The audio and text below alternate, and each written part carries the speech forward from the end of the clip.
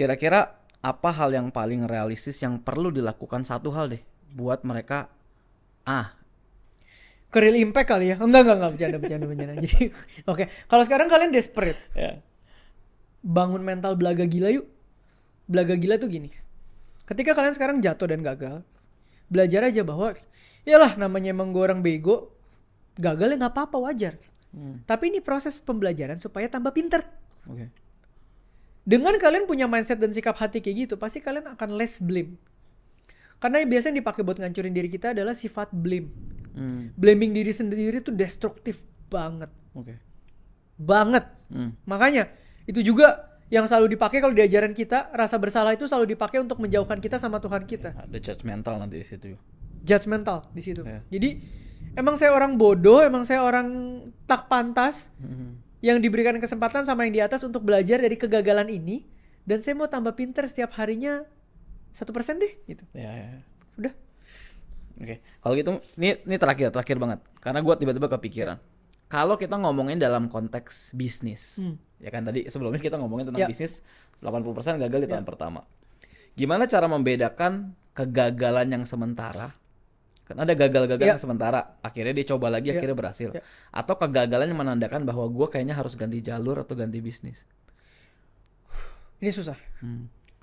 Kegagalan secara individu itu menurut gue gak ada kalau mindsetnya kayak tadi belajar.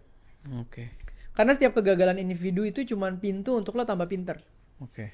Tapi kegagalan dalam industri bisnis, nah ini lo harus tahu. Kalau lu udah memberikan ruang 1-2 tahun dan lu berjuang maksimal mati-matian di industri lu, dan industri bisnis lu gak naik, terkadang memang lu harus aware juga, mungkin ada faktor makroekonomi yang mempengaruhi. Mungkin ada faktor behavior trend yang mempengaruhi. Kayak sekarang, startup winter. Apakah gue bisa bilang setiap foundernya tidak kompeten? Tidak. Enggak. Tapi kalau setiap foundernya berpikir mereka nggak kompeten terus nggak dapat funding, mereka bunuh diri. Betul. Ada satu fakta yang mereka harus terima yang namanya tech winter, ya tech winter. Kalau lagi winter, jangan maksa di situ. Pivot.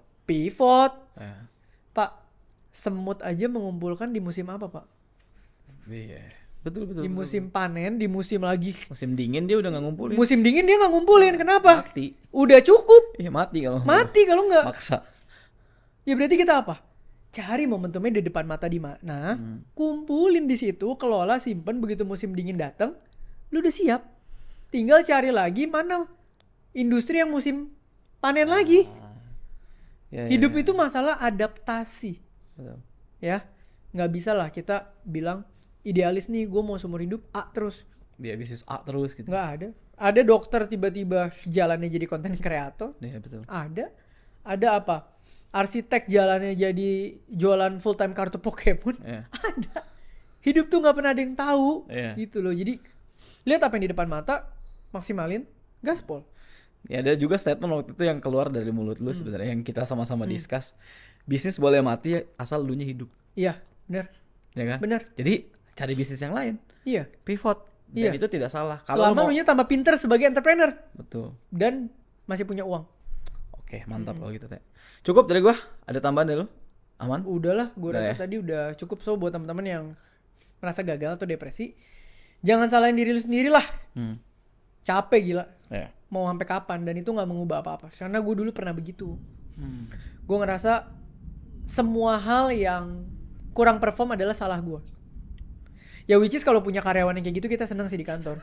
Tapi dia bentar-bentar minum antidepresan aja. Jadi ya, yang penting lesson learn dan corrective action. 2 itu aja udah. Titik. Siap, thank you Teh. Sampai ketemu di segmen dari nol selanjutnya.